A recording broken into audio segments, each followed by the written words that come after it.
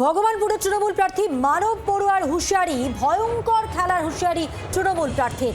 বিজেপির সঙ্গে যোগাযোগ রাখলে জ্বলে পুড়ে মরবেন, 10 দিনের মধ্যে জ্বলে পুড়ে মরে যাবেন। প্রচারে গিয়ে কর্মীদের একেবারে ধমকের সুর তৃণমূল প্রার্থী মানব পড়ুয়ার গলায়।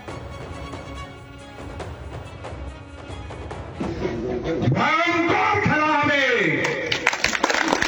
ভয়ঙ্কর খেলা। এই খেলায় যারা বেইমানি করবেন জ্বলে পুড়ে মরবেন 10 দিনের মধ্যে। কাউকে ছাড়া হবে না, কাউকে কোনোভাবেই ছাড়া হবে না। 2টি আসন আমরা চাই।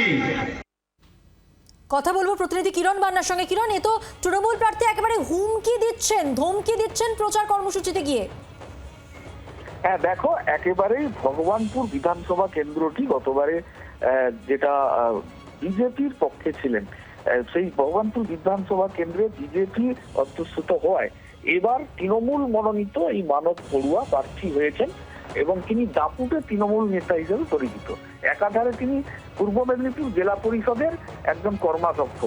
তিনি ভোট আদায় করতে এই ধরনের হুঁশিয়ারি দিচ্ছেন, হুমকি দিচ্ছেন দলীয় কর্মীদের, যেটা রাজনৈতিক মহল বা রাজনৈতিক বিরোধীরাও এই কথা এখন বলে সরব হয়েছেন। যেটা তিনি বক্তব্য রাখতে গিয়ে পাশে সভাধিপতি উত্তম বারিক এবং অন্যান্য নেতৃত্বদের সঙ্গে রেখে কারা অধিকারীদের সঙ্গে যোগাযোগ রেখেছেন, কারা কি করছেন, কোথায় গুজগুজ ফুসফুস করছেন, কোড আনকোড এইভাবে বলছেন, সবকিছু নজরে রাখছেন।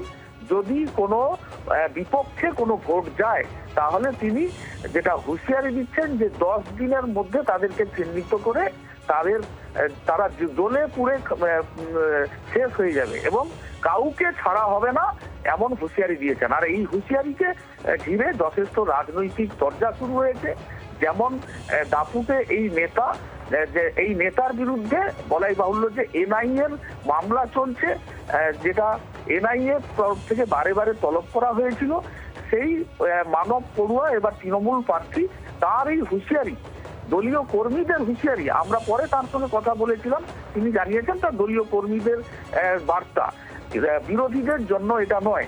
কিন্তু তিনি যে এই হুঁশিয়ারি যাদের দিকেই দিক না কেন, এটি একটি আক্রমণাত্মক এবং সাংঘাতিক এবং ভয়ানক হুঁশিয়ারি হিসেবে গণ্য হচ্ছে। রাজনৈতিকভাবে এটা বিরোধীরা এটা বলছেন এবং তৃণমূলের অন্দরে এটা যথেষ্ট শোরগোল শুরু হয়েছে। ধন্যবাদ কিরণ। এবার শুনে নেব বর্ষীয় নেতা শিশির অধিকারী, তিনি কি বলছেন।